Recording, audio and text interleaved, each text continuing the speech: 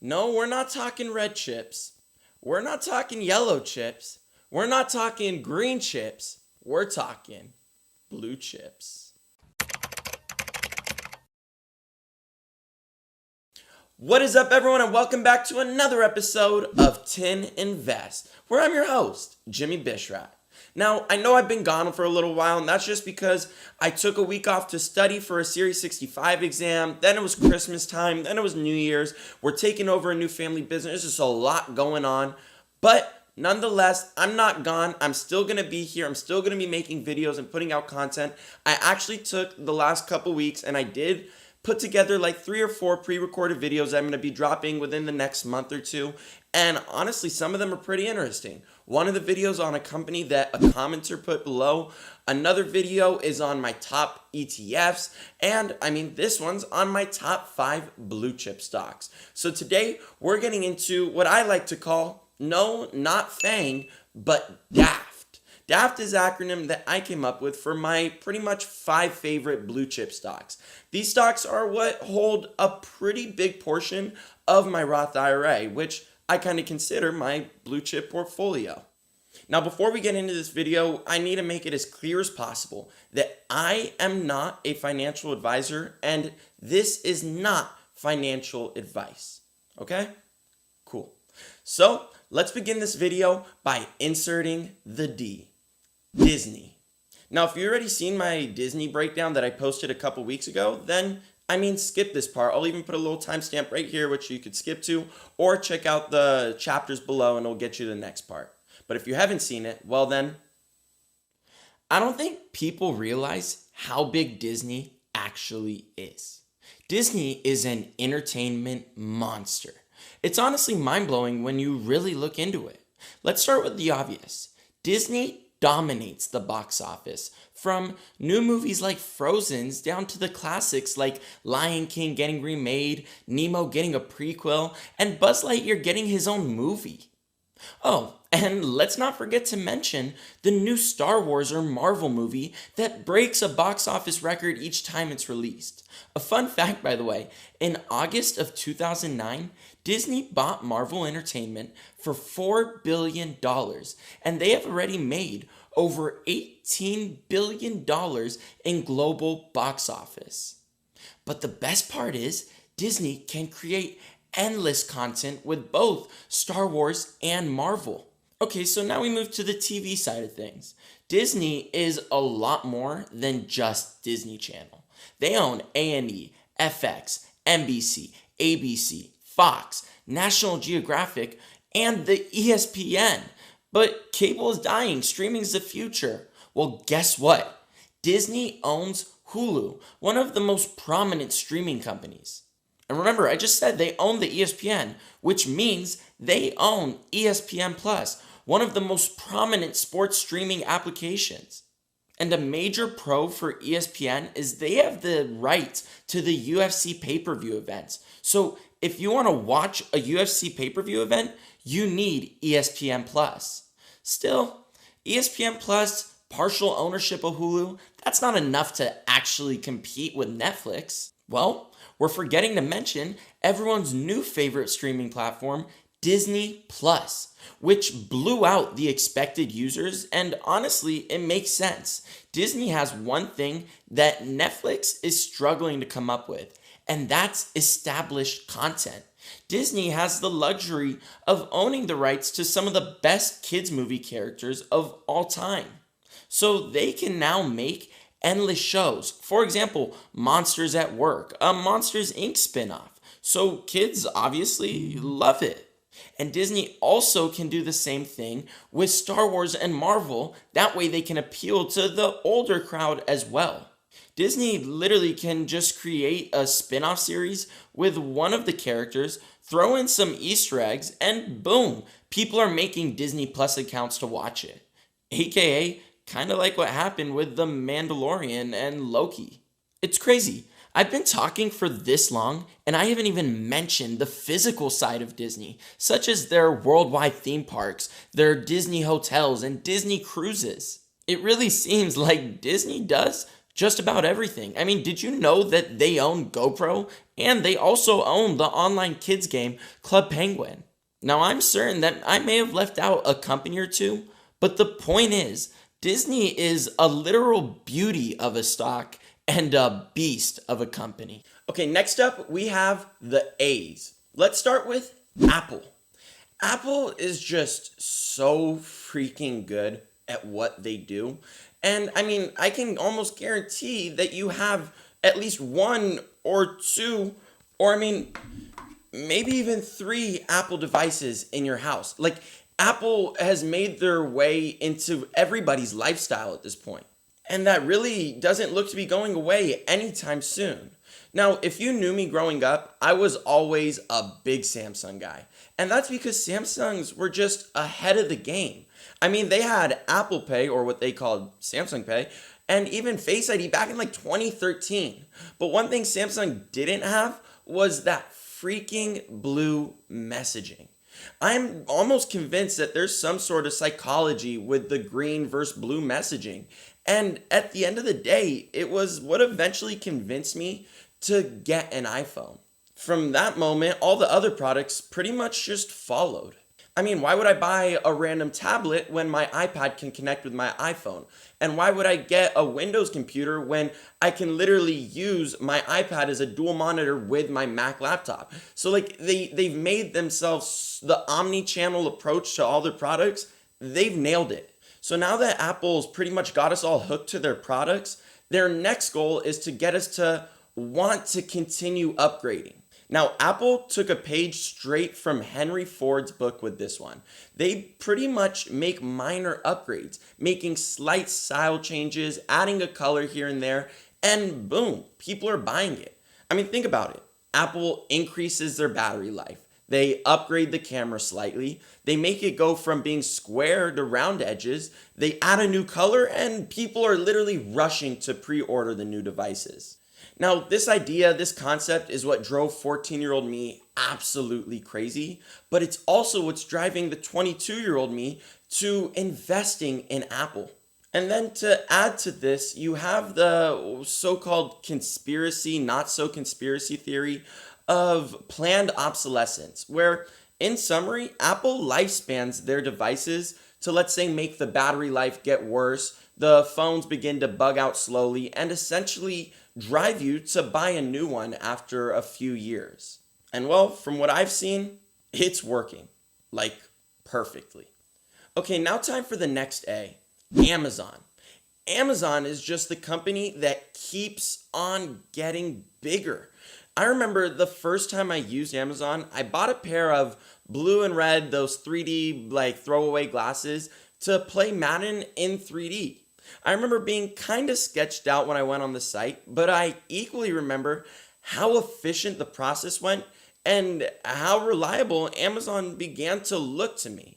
I also remember going up to my dad and telling him, hey, I just bought like something online. It worked really well. You should check out Amazon. Maybe we can like invest in them. Now, of course, he told me it was too expensive at the time. And why would I buy Amazon when I can buy? He really liked Sprint for some reason because it was cheaper. I don't know. So he continued buying Sprint. And I mean, Amazon at the time was at, and now it's at. But then again, to my dad's side, Amazon at the time was 1/100th of what they are today. The original online bookstore now owns the e-commerce space. They have a company in pretty much every single industry. They have a line of AI robots called Alexa, which you can now even find them in a BMW, like the car. They own a security service and a doorbell with a camera built into it, which is basically installed at every house through their company Ring. And they have successfully created a logistics service that is pretty much taking business away from FedEx and UPS. But Amazon isn't stopping there. They have a grocery store chain. They have a streaming service chain. I mean, to be honest, it'd be a lot easier to talk about what Amazon doesn't do. Now, apart from the companies that Amazon does own and the industries that they are investing in, there are some industries that Amazon looks to disrupt, such as like the medical space. I mean, they've already begun pushing their online pharmacy, but apart from owning the online space, they look to disrupt the physical retail as well. They're literally planning to open up Macy's-like department stores with Amazon clothing. Like, it'll be an Amazon clothing store. But as high-tech as you're imagining it right now, multiply that by 10. The dressing rooms will have smart mirrors and Alexa installed in it. You can virtually try on different colors. You'll have an Alexa as a personal shopper giving you suggestions, and you can summon for different sizes with I don't know. It sounds absolutely crazy and mind-boggling, but from what Amazon's been able to do so far, I don't doubt them. And as cool as that all sounds, that's not even the coolest part about these new department stores. See, to what I'm understanding is they're going to be integrated with AI. Now, what that means is, let's say I walk in and I try on a striped shirt. I try on that striped shirt and I say, no, I don't want it. I take it off and then I try on a floral shirt. And I'm like, wow, okay, I buy the floral shirt. Then let's say Jeff walks in. Jeff tries on a striped shirt. He doesn't buy it. And instead, he buys a floral one as well. Then let's say that happens over and over again throughout all their department stores. Now Amazon knows to just take down the striped shirts from their online store and start pushing more floral prints because they know it's less likely going to be returned and more likely going to be purchased at that time. Now, of course, the way we feel about clothing and what styles are in and out at the time changes constantly. Well, Amazon hopes to have their AI constantly changing and upgrading and setting up the perfect menu options online. Now, I don't know if I'm just like a nerd about this stuff, but I thought that's absolutely awesome. And if you agreed with me, then be sure to hit the like button because I really appreciate that and I really need some more likes. So hit that like button. Thanks, guys. Okay, enough with the A's. Now it's time to get into the F's. F is for friends who do stuff together. No, not that F word. F is for Facebook, aka the worst thing to ever happen to society. Social media. Just like pretty much everything, humans found a way to turn a good thing bad. Social media has gone from being a place to just share photos and has now turned into this app that is built to be as addicting as possible. Little things from the pull down feature to get new content, which weirdly resembles a slot machine pull down. Or how about the constant notification bells? Facebook is constantly in new lawsuits and under fire for putting money above the public's well-being. I think to understand why Facebook is so negative and so foul, you need to realize the main goal for them is to keep you on their apps for as long as possible, because that gives them the ability to show you more ads and in return make them more money. Now, also while you're scrolling through creating them ad revenue, Facebook is collecting data on you nonstop. They know the type of person you are simply based on the pictures you like or the videos you spend more time watching or the people's accounts that you tend to focus on more. Facebook is collecting all this data on you. And well, to really understand this investment, you need to realize how valuable data really is. Other than being able to put this data towards showing you more relevant ads, Facebook can eventually use this to benefit their Facebook store and online marketplace. Personally, I think Facebook is taking steps to becoming a major player in e-commerce by being able to act as a place for small businesses to sell on easily, kind of like how Etsy works, but it also allows for big companies to sell stuff. For instance, I've recently seen companies like Ray-Bans release new styles through the app, and I can almost guarantee that you've already seen how relatable some of the ads are. So now just imagine when Facebook makes these relatable ads a seamless purchase just by hitting one button. Now the last and probably the biggest concept that I want to touch on for Facebook is the metaverse. Just like we saw Google eventually get too big and had to begin trading under the parent company Alphabet, well, in December, Facebook will officially begin trading under the ticker Meta. Now, the metaverse is absolutely ridiculous and needs a video in itself. But for a quick summary, through their VR Oculus company, Facebook looks to create a digital universe which they can essentially make the rules in. The big picture of what this could become is absolutely terrifying. But the short term goal is actually really, really cool. Like, imagine being able to put on some goggles and being able to see yourself trying on different clothes. Like, you'd be able to see yourself modeling and walking around in different outfits and different shoes. And when you see something you like, you'll just be able to buy it. Or let's imagine the digital storefronts and small businesses that we're able to literally have digital storefronts and not have to pay for rent anymore. Insane, right? Now, how about if we get into working from home and being able to have virtual meetings with people from all over the world, and it'll literally feel like you're in a room together? Zoom will now be a thing of the past. So yeah, that's one of Facebook's big focuses right now, and that's why the company has realized that they've gotten way too big for the Facebook brand name and are now going to market themselves under the name Meta. So officially turning the acronym that I created, DAFT, into DAMPT. Well, we've done the D's, we've done the A's, we've done the F and or M, whatever you want to call it. Now it's time for the T. T-Mobile. Okay, no, that was an absolute joke. And actually, if anyone from T-Mobile is watching this, I absolutely hate your guys' services. I mean, it sucks. I never have service. I'm in my house, San Diego, no service. We don't need to get into that. T-Mobile, I mean, if you guys can help me out, make my service a little better, please. But for that reason, the T is not T-Mobile. It's actually Tesla. Now, Tesla has a lot of sentimental value, so to say.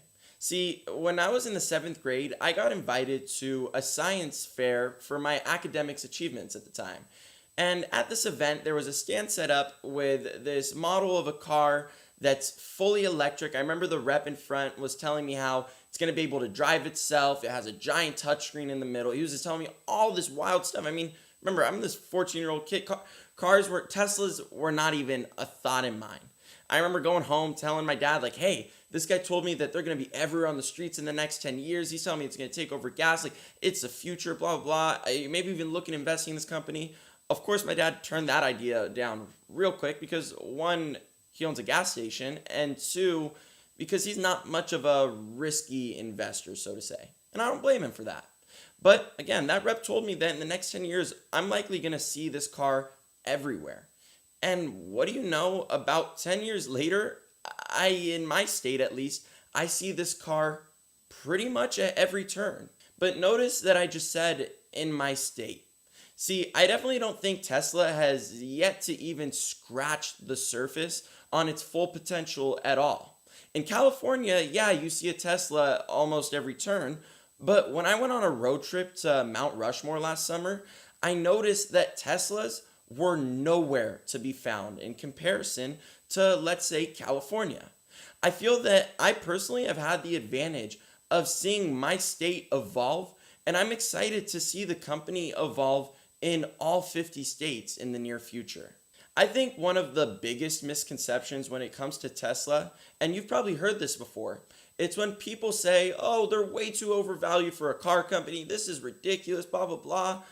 But then again, when you look at it, Tesla is so much more than just a car company. I mean, they are a technology company. And this company holds more road data than just about anyone else. And when listening to Kathy Woods, who, it should be noted, is one of the biggest Tesla bulls in the world, when she speaks on the company, it doesn't seem that her excitement comes from selling more Model X's and Model Y's. She's more excited about the whole robo-taxi concept, where, to my understanding, is basically, let's say Jeff works from 9 to 5, and he can now put his Tesla in taxi mode. And it will essentially allow your vehicle to go pick up and drop off a person in need of a ride, thus allowing you to profit some money from your Tesla without needing to do anything. Now, looking into the nearer future, I've heard rumors that Tesla's on the verge of releasing a $25,000 car. And I mean, if that's the case, I don't see how that won't be the number one car ever sold and the number one car on the road. I mean, Tesla has been able to turn their name and their brand into a luxurious company due to there being such a minuscule amount of Teslas. But now, if they have the ability to release a car for the price of a Camry or an Altima, then why wouldn't everyone buy a Tesla? Now, the idea is absolutely awesome. But again, it's an idea. I'm not even certain Elon has spoken on this one. Now, another thing I want to mention is the thing with EV and this entire industry is everywhere, and everyone you hear on Reddit and StockTwits and Twitter is they're looking for the next Tesla. They're looking at NIO, at Rivian, at Lucid, all these companies. But I mean, in the wise words of Jim Cramer, and I know everybody hates Jim Cramer for some reason, but he kind of said, why look for the best when you can own the best? Like, why trying to find the next Tesla when you can just own Tesla? Well, everyone, I really hope you enjoyed this video on my top 5 blue chip stocks going into 2022 and beyond. And I mean, who knows? Maybe the future of Damped will eventually become more popular than Fang.